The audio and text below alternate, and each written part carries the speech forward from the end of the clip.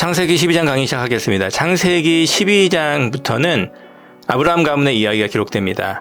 성경에서는 아브라함을 믿음의 조상이라고 합니다. 이제 창세기 12장부터 50장까지는 어떻게 구원 계시의 상속자가 될 수 있는지를 구체적으로 설명합니다. 가장 중요한 부분이라고 할 수 있겠죠? 쉬운 말로 하면 어떻게 믿음을 갖게 되는지 그 방법을 알려준다는 말입니다. 교회를 다니지만 어떻게 기독교인이 되는가, 그러니까 그리스도인이 되는가, 이걸 알고 싶은 분은 지금부터 강의를 들으시면 되겠습니다. 앞으로 아브라함이 어떻게 해서 믿음을 갖게 되었는지 아브라함의 일생을 통해서 설명을 드리도록 하겠습니다. 먼저 기억하셔야 될 부분이 뭐냐면 창세기 12장부터는 시간의 흐름이 달라진다는 점입니다. 제가 창세기 1장부터 11장까지는 약 2000년의 기간을 압축한 거라고 말씀드렸습니다. 최소 2000년입니다. 그러니까 11장 동안에 2000년을 압축했으니까 200년 조금 안 되는 기간이 한 장당 압축되어 있다고 볼 수 있죠. 정확하진 않지만 평균적으로 그렇다는 말입니다. 창세기 12장부터는 이 성경 한 장이 수백 년을 압축한 게 아니라 수년에서 수십 년을 압축한 것으로 느려집니다. 그러니까 조금 더 자세하게 설명을 하고 있다고 볼 수가 있겠죠. 하지만 창세기 12장에서도 수년에서 수십 년을 압축했기 때문에 그렇게 자세하게 설명을 하고 있지는 않습니다. 믿음을 갖는다는 게 매우 중요한 주제잖아요. 어떻게 믿음을 갖느냐, 이것만큼 중요한 주제가 더 없다고 할 수 있을 정도로 중요한 주제인데 긴 시간을 압축해서 설명하면은 우리가 잘 이해를 못할 수가 있어요. 그래서 이 부분을 더 자세하게 설명한 게 있는데 그게 뭐냐면 욥기입니다. 제가 이제 미리 말씀을 드리지만 이 욥기는 시가서의 시작입니다. 여기 에스더까지가 역사서의 마지막 부분이고요. 욥기부터는 시가서가 시작되는 부분인데 이 욥은 아브라함하고 동창입니다. 같은 시대 사람이라고 볼 수가 있어요. 이 욥과 아브라함은 비슷한 주제를 다루고 있다고 보시면 돼요.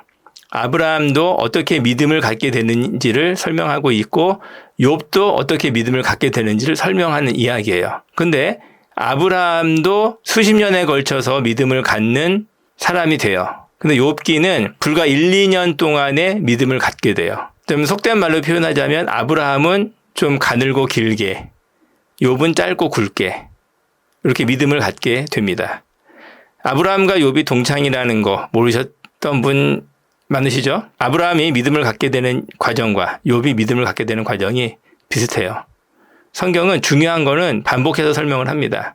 그리고 다른 관점에서 설명을 해요. 그게 아브라함의 이야기와 욥기의 이야기다. 이렇게 이해하시면 되겠습니다. 그래서 창세기 12장부터는 시간의 흐름이 느려진다. 그래서 좀 더 자세하게 설명을 해준다. 이걸 먼저 기억을 하셔야 되고요. 두 번째는 기존의 성경 해석과 다르게 해석해야 될 부분이 있습니다. 대표적인 게 창세기 12장 1절인데요. 제가 성경 공부를 다니고 또 설교를 들어보면 많은 분들이 창세기 12장 1절 이 부분을 설명하면서 아브라함이 고향과 친척과 아버지의 집을 떠나서 하나님이 보여주시는 땅으로 간 거, 이게 굉장히 큰 믿음의 결과인 것으로 설명을 해요. 그러니까 아브라함이 이미 믿음이 좋은 사람인 것으로 상정을 하고 성경을 해석한다는 거죠. 근데 이게 잘못됐다고 생각이 들어요. 근거가 뭐냐면 창세기 15장 6절로 가보겠습니다. 창세기 15장 6절에 보면 아브라함이 여호와를 믿으니 여호와께서 이를 그의 의로 여기시고라는 구절이 있습니다. 이 의로 여겼다. 아브라함이 여호와 하나님을 믿었는데 여호와는 하나님의 본명이라고 말씀드렸습니다. 이 여호와 하나님을 믿었는데 여기서 또 믿어요. 그리고 그 믿음이 이제는 의로 여기심을 받게 돼요. 그러니까 이 의로 여기심을 받아야지 온전한 믿음인 거거든요. 15장 6절에서 의로 여기심을 받는다는 거죠. 그러면은 그 전에는 믿음이 있었지만 의로 여김을 받지는 못했다고 해석을 해야 되겠죠. 창세기 12장은 설교를 자주 하고 많이 듣게 되는 구절이에요. 창세기 15장 6절은 설교를 하긴 하지만 그렇게 유명하거나 자주 하진 않아요. 우리는 설교를 많이 하고 자주 듣게 되는 구절이 중요하다고 생각을 하게 되죠. 근데 실질적으로 해석해보면 그렇지 않습니다. 소홀하게 여기는 부분이 더 중요한 경우도 많아요. 창세기 15장 6절이 그런 경우인데 이 부분을 잘 해석하지 못하니까 설교를 잘 안 하는 경향이 있어요. 그리고 창세기 12장 1절 같은 경우에는 뭔가 설교를 만들어내기 좋잖아요. 떠나라. 보여줄 땅으로 가라. 이런 식으로 설교를 만들어내기 좋으니까 설교를 많이 하는 경향이 있습니다. 이런 식의 성경 해석은 바람직하지 않아요. 어쨌든 기존의 성경 해석과 다르게 해석해야 된다. 아브라함이 12장 1절에서부터 믿음이 굉장히 좋았던 것은 아니다. 이렇게 해석을 해야 됩니다. 또 한 가지 창세기 12장 8절에 보면 아브라함이 제단을 쌓고 여호와 이름을 불렀다는 말씀이 나옵니다. 제단을 쌓았다는 건 피의 제사를 드렸다는 말씀이거든요. 아벨의 제사를 물려받았다는 말씀입니다. 그런데 아직 아브라함이 의로 여김받은 온전한 믿음을 갖고 있지는 않았다고 말씀을 드렸죠. 앞에서는 이 피의 제단을 쌓고 피의 제사를 드리면은 믿음을 가진 것처럼 설명을 했는데 왜 여기서는 말씀이 달라졌습니까? 이렇게 의문을 제기할 수 있겠죠. 거기에 대한 답을 드리겠습니다. 요절 창세기 12장 1절과 8절을 통해서 아브라함이 어떻게 믿음의 조상이 되었는지 그리고 피의 제사를 드렸지만 왜 온전한 믿음을 갖고 있지 않은지 그 부분을 좀 설명드리도록 하겠습니다. 먼저 요절 창세기 12장 1절을 보도록 하겠습니다. 창세기 12장 1절 같이 읽도록 하겠습니다. 여호와께서 아브라함에게 이르시되 너는 너의 고향과 친척과 아버지의 집을 떠나 내가 내게 보여줄 땅으로 가라.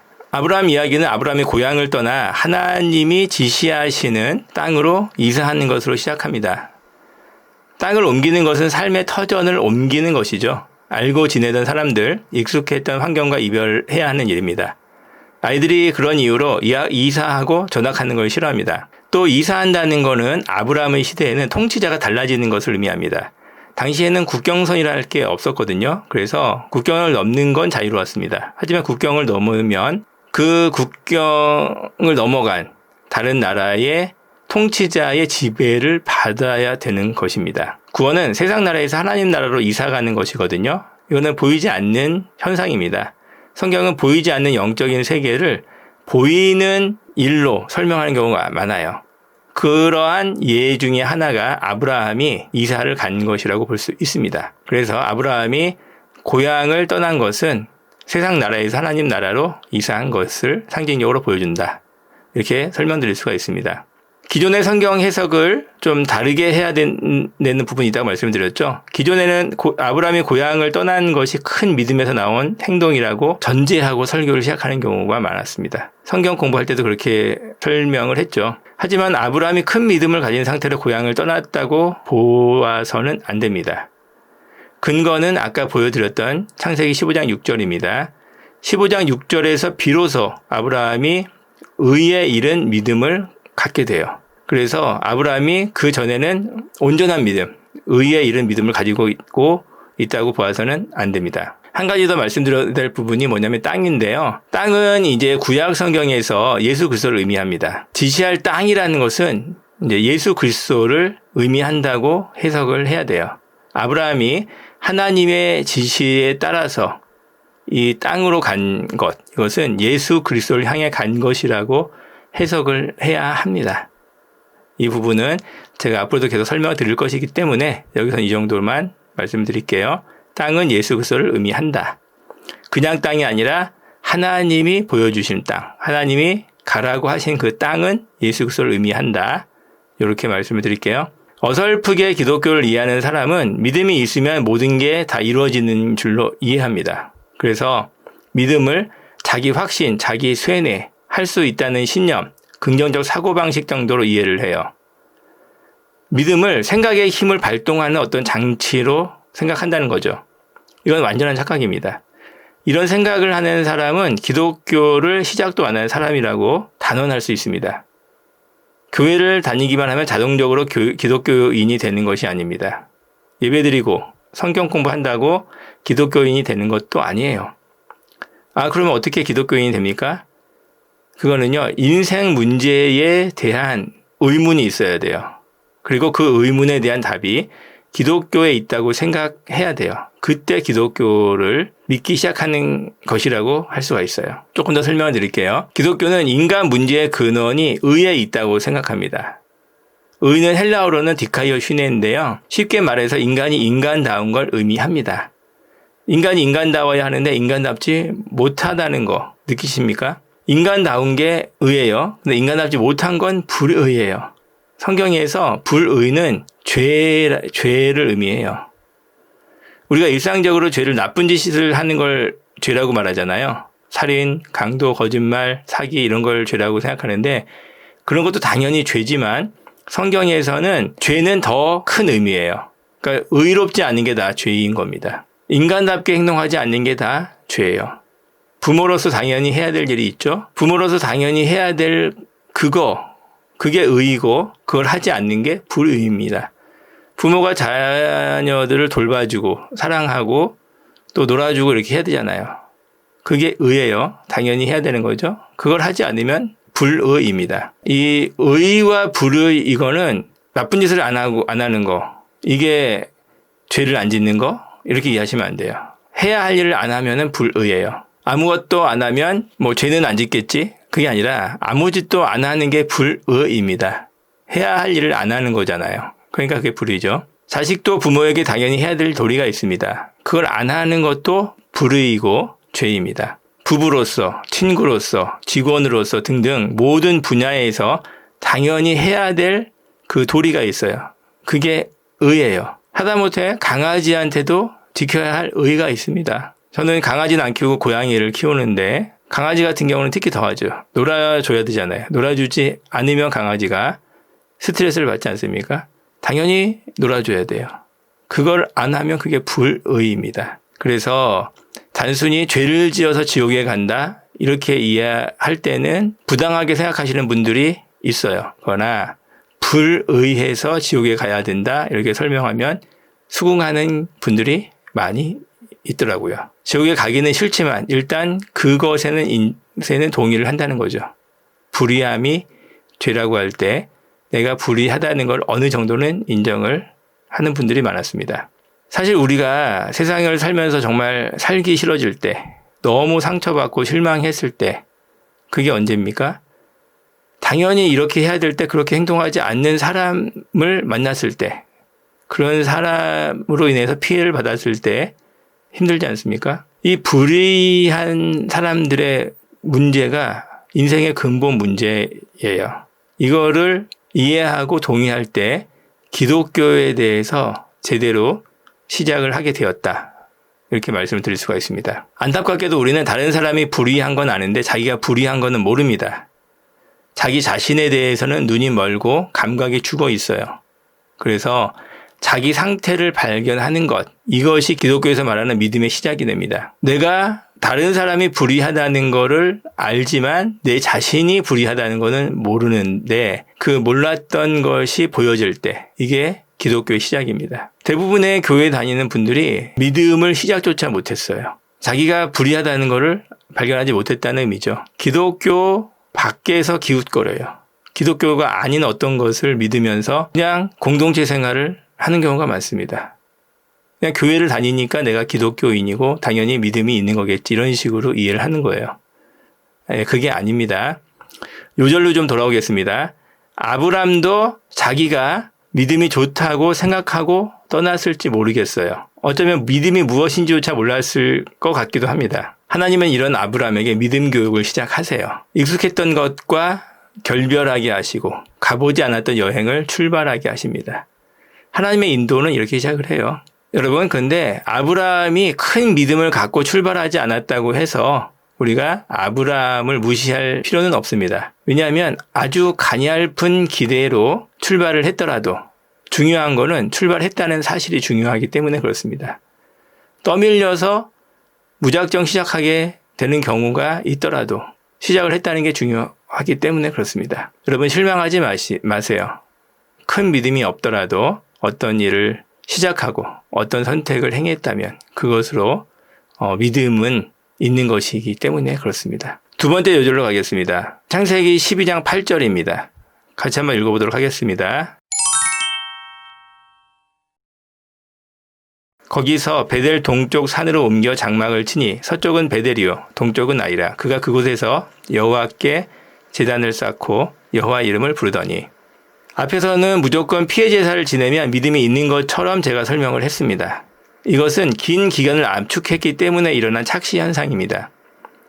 멀리서 보면 점선이 실선처럼 보이죠? 철길도 중간중간 떨어져 있어요. 하지만 연결되어 있는 것처럼 우리가 생각합니다. 멀리 떨어져서 보면 중간중간에 끊어져 있는 것도 연결된 것처럼 보여요. 무슨 말씀을 드리려고 하냐면 아브라함이 피해 제사를 지냈지만 믿음이 없던 기간도 있어요. 피해 제사를 믿음이 있어서 지낸 기간도 있고 믿음이 없지만 피해 제사를 지낸 경우도 있어요.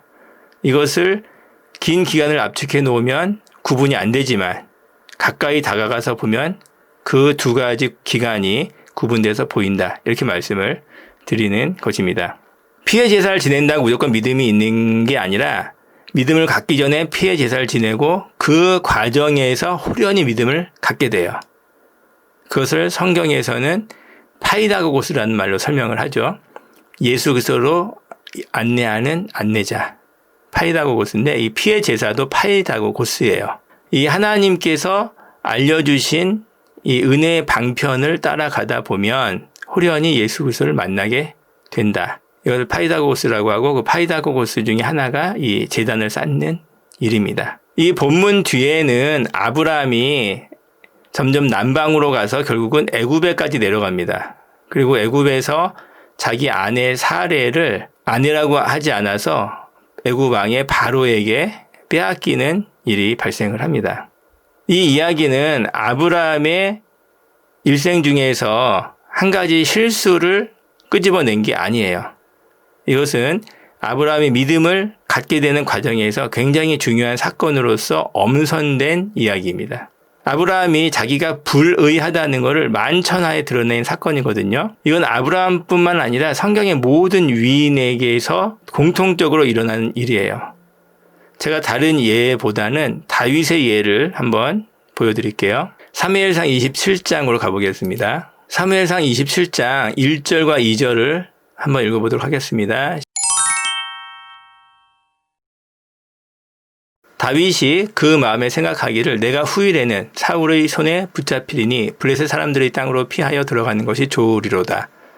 사울이 이스라엘 온 영토 내에서 다시 나를 찾다가 단념하리니 내가 그의 손에서 벗어나리라 하고 다윗이 일어나 함께 있는 사람 600명과 더불어 가드 왕 마오고의 아들 아기스에게로 건너가니라.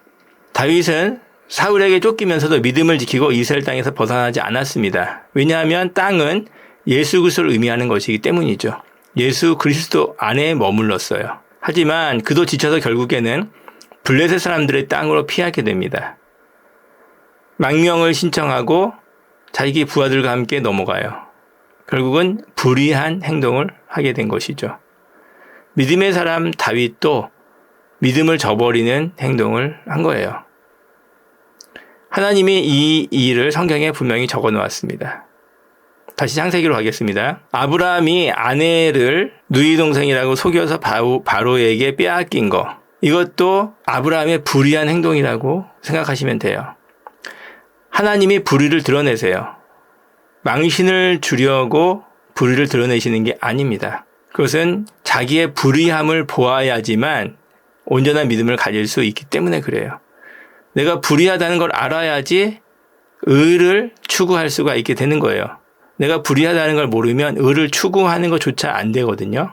혹시 이렇게 생각하는 분이 있을지 모르겠어요. 어차피 불의가 드러나야 한다면 나는 그냥 불의하게 살겠다. 막 살겠다 이거죠. 그러면서 내가 불의한 거를 아주 잘 깨닫겠다. 이런 식으로 생각할 수도 있는데 이런 사람들이 이미 많이 있었습니다. 로마서에서 바울이 정신없는 사람이라고 얘기를 했고요. 단언하건대 그런 사람은 믿음 근처에도 가지 못합니다. 산상수훈 팔복에서 의를 위해 핍박을 받고 의에 줄이고 목말라야 한다고 예수님이 분명히 말씀하셨거든요. 그래야지 천국이 그들의 것이다 이렇게 말씀을 하셨어요. 의를 추구할 때 역설적으로 불의한 자신을 보게 되고 의를 추구하지 않으면 의의 길이 보이지조차 않는다. 이게 성경의 가르침이에요. 그러니까 우리가 어떤 어려움이 있더라도 의를 추구해야 돼요. 저는 의를 추구하지 않았기 때문에 믿음의 길을 잃어버린 그 예를 한국 교회에서 발견합니다. 지난날 한국 교회는 의를 추구하지 않았습니다. 일제 시대에는 일제를 찬양하고 독재 정권 시대에는 독재에 아부했습니다. 그 결과 교회는 오늘날 민주주의의 적이 되어버렸죠. 대한민국 국민들이 더 나은 세상을 만들기 위해서 진통하고 괴로워할 때 교회는 그 민주주의로 가는 길을 막고 더 좋은 세상으로 가지 못하도록 떼쓰는 역할을 하고 있습니다. 의를 추구하지 않았더니 불의의 괴수가 되어버렸어요.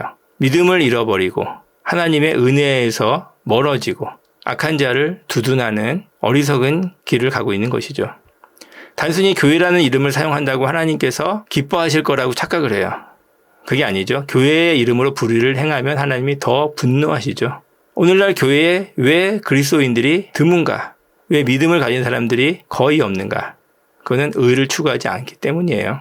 저는 오히려 교회 밖에 의를 추구하는 사람이 더 하나님의 나라에 가까이 있다고 생각을 해요. 교회 안에 있지만 불의한 생각에 물든 사람들, 그게 불의인지조차도 모르게 되어버린 사람들, 그들은 교회 안에 있어도 진정한 교회가 아닌 엉뚱한 것을 섬기게 되어버리죠. 어떤 의라는 것을 추구할 때 하나님께서 이 예수 그리스도라는 이 의를, 온전하고 진정한 의를 깨달을 수 있도록 인도해 주세요. 그 부분을 꼭 기억하시기 바랍니다. 정리하겠습니다.